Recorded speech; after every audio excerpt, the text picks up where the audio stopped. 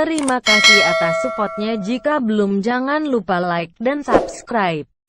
Assalamualaikum warahmatullahi wabarakatuh. Selamat berjumpa kembali. Semoga dalam video kali ini dijumpai dalam keadaan sehat walafiat dan sukses hendaknya dalam menjalankan aktivitas sehari-hari. Video kali ini akan berbagi tentang cara mudah membuat daftar isi secara otomatis, baik itu daftar isi buku, makalah, skripsi, tesis, ataupun disertasi. Caranya bagaimana? Untuk lanjut ke video ini, marilah kita sama-sama berselawat kepada Nabi. Allahumma sholli ala Sayyidina Muhammad wa ala ali Sayyidina Muhammad. Di sini saya telah memiliki file, yaitu file dalam bentuk makalah. Nanti bisa disesuaikan apa dalam bentuk skripsi, buku, ataupun tesis dan disertasi serta laporan ilmiah lainnya. Nah, cara membuat daftar isi yang sering kita pakai sehari-hari adalah kita menggunakan cara yang manual. Tetapi cara yang cepat dan mudah secara otomatis dan memiliki fungsi yang lebih dapat kita lakukan dalam video kali ini. Di sini filenya telah saya buka dan daftar isinya masih kosong. Cara yang pertama adalah kita menggunakan heading. Di sini ada heading 1, ada heading 2, ada heading 3 dan seterusnya. Maka oleh sebab itu, penggunaan heading ini kita tepatkan nanti pada tempatnya.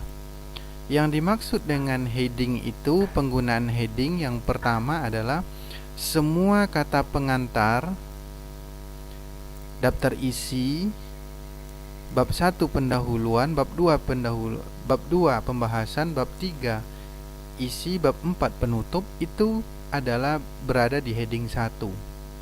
Kemudian misalkan 1.1 latar belakang atau A latar belakang, B rumusan masalah, yang ketiga tujuan, itu semua berada di heading 2.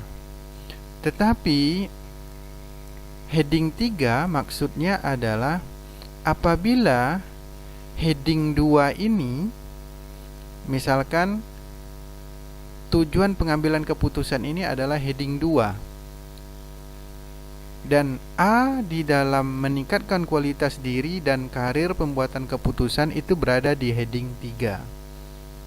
Berarti anak dari heading 2 itu adalah heading 3. Dan kalau ada heading 3 ini memiliki anak pembahasan lagi, maka berada di heading 4. Oke, kita mulai caranya. Kita kembali ke awal. Dalam pembuatan daftar isi ini dimulai dari kata pengantar. Setelah kata pengantar biasanya halaman pengesahan, halaman persetujuan, surat rekomendasi penelitian dan lain sebagainya, itu tinggal menyesuaikan. Ini saya mulai dari kata pengantar. Kata pengantar kita blok, kemudian berada di heading 1. Ini kita bisa edit, letakkan di tengah. Kemudian tulisannya adalah hitam, kemudian dia tebal dan ukuran tulisannya adalah 12. Tulisannya adalah Times New Roman. Times New Roman. Oke. Selanjutnya kita pindahkan ke bawah. Daftar isi. Cara cepatnya agar memiliki format yang sama dengan kata pengantar ini, kita tidak perlu mengklik heading kemudian mengatur Times New Roman, letak di tengah dan lain sebagainya tadi. Maka cara mudahnya adalah kita setelah diletakkan kursor atau di blok di bagian kata pengantar ini, kita klik format painter. Maksudnya adalah formatnya sama dengan yang di atas. Maka di sini kita blok, maka dia akan sama. Kemudian di bagian pendahuluan,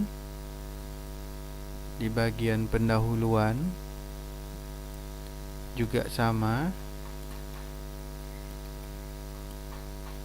Oke. Kemudian bab 2 juga sama. Kemudian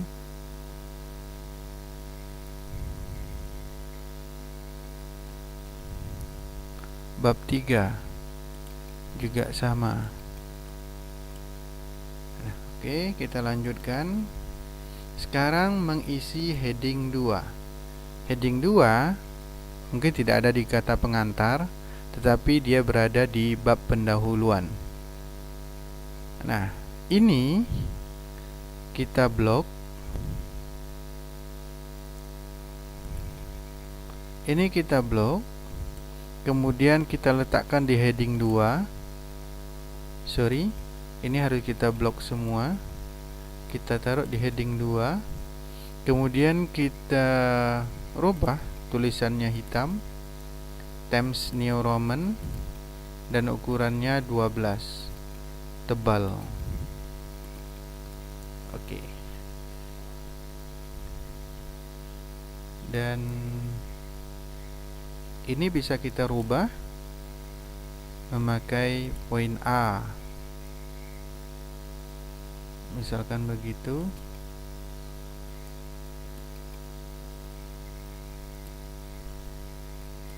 Dan A-nya A besar.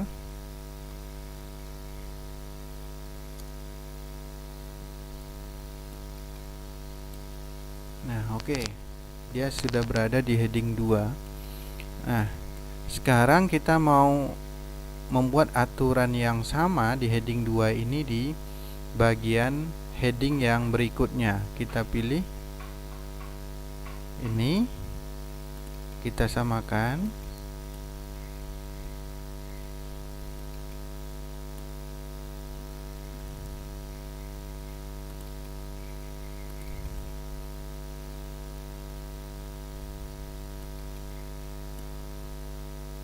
Oke.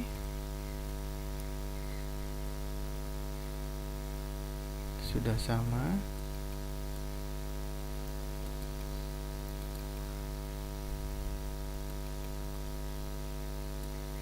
Kemudian yang ini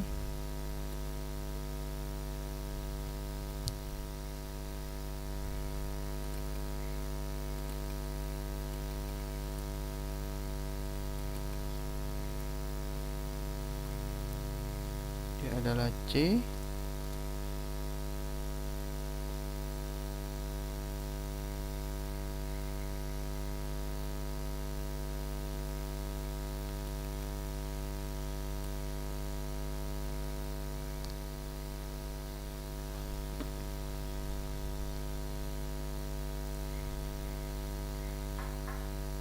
Oke, habis. Kemudian masih pada heading 2, pada bab 2 pembahasan, ini kita blok, kemudian taruh di heading 2.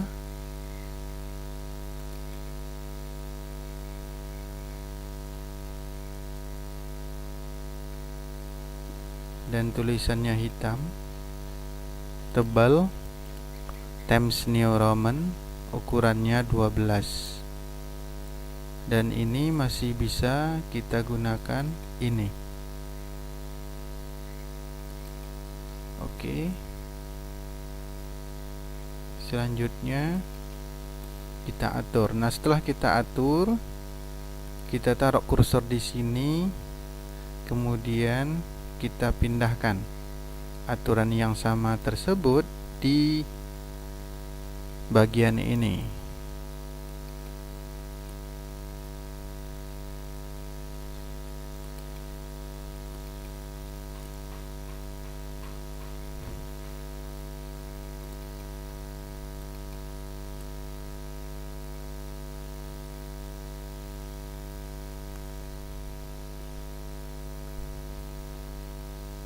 Sorry.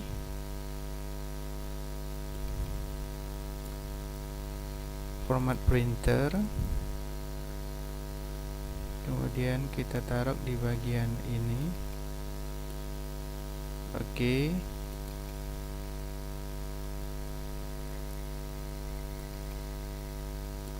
kemudian kita taruh di sini.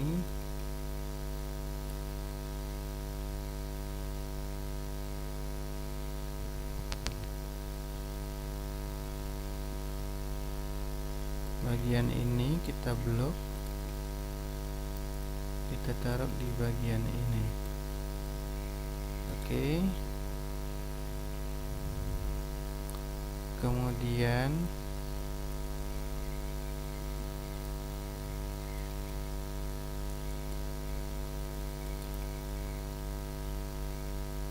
masih cara yang sama.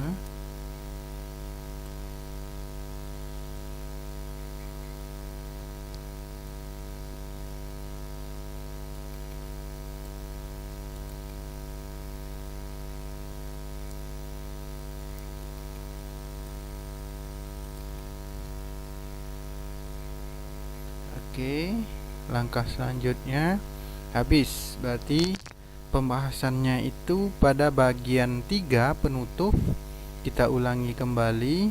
Heading, bagian heading 2, masih heading 2, kita blok, kemudian taruh di heading 2, kita atur tulisannya hitam, tebal, kemudian ukurannya 12 Times New Roman.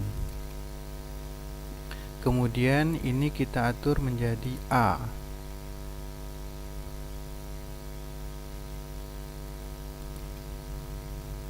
Oke. Dan kita geser. Nah, untuk memindahkan format yang sama,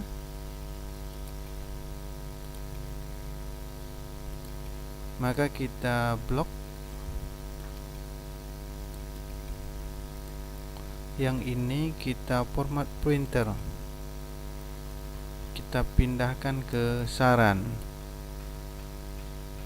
maka dia memiliki aturan yang sama. Setelah itu selesai. Nah, tinggal kita masuk ke heading 3 jika ada. Kita lihat dari awal. Anak dari heading 2 apakah ada? Tidak ada. Ini tidak memiliki, ini heading 2 tapi tidak memiliki anak. Kemudian di pembahasan, apakah heading 2-nya memiliki anak? Ada. Di bagian B, tujuan pengambilan keputusan, ini kita blok, letakkan di heading 3. Tulisannya hitam, ukurannya 12 Times New Roman, kemudian tebal, dan dia memakai sistem angka. Kita letakkan sejajar. Oke. Kemudian ini aturan ini mau kita pindahkan ke bawah. Kita pilih format printer, kita buat di sini. Oke. Selanjutnya kita pilih format printer, kita pindahkan ke sini. Oke. Apakah ada selanjutnya heading 2 memiliki anak bahasannya? Kalau ada memiliki anak bahasannya, maka dia berada di heading 3. Sekarang tidak ada. Tugas kita adalah merapikan makalah ini atau tugas ini. Jika ada tulisan yang belum rapi, maka dia harus dirapikan. Ini kita pindahkan dulu ke atas.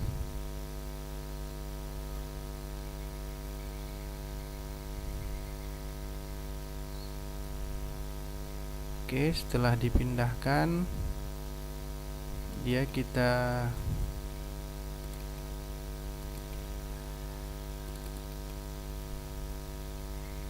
taruh. Oke, semuanya sudah teratur rapi. Kalau ada yang belum rapi, maka harus dirapikan. Itu tugas kita, mencek ulang kerapian dari penulisan makalah tersebut.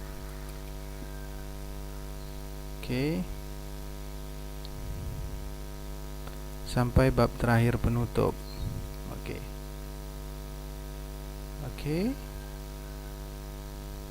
Daftar pustaka. Nah, tugas terakhir kita dalam membuat daftar isi tersebut adalah ini cara yang paling penting, bahwa menunjukkan cara yang paling mudah, cara yang paling singkat dan cepat tersebut adalah kita tinggal mengklik beberapa pointer saja, maka dia akan keluar dan tersusun rapi daftar isi kita tersebut. Kita letakkan kursornya di bagian sini, kemudian kita pilih reference. Setelah itu kita pilih table of content. Terserah kita mau milih yang mana, tapi saya sering menggunakan bagian atas ini.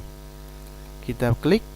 Nah, secara langsung dia akan menunjukkan daftar isi yang kita klik tadi, dan dia telah tersusun dan termuat secara rapi, baik itu dimulai dari kata pengantar daftar isi bab 1 pendahuluan, bab 2 pembahasan lengkap dengan definisi pengambilan keputusan, tujuan pengambilan keputusan yang kita buat tadi. Nah, kalau kita misalkan ini mengalami pergeseran, caranya cukup mudah, kita tinggal memindahkannya ke bagian atas.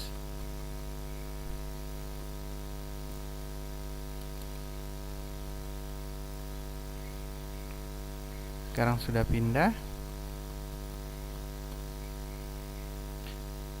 Nah, ini kita taruh lagi ke bagian tengah.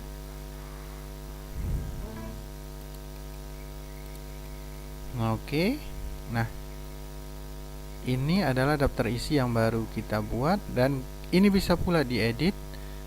Di sini kita hapus misalkan, kemudian pada bagian ini kita bisa langsung menuju pada pembahasan yang ingin kita bahas. Misalkan di halaman daftar pustaka ini kita ingin melihat apakah hakikat pengambilan keputusan itu berada di halaman 6.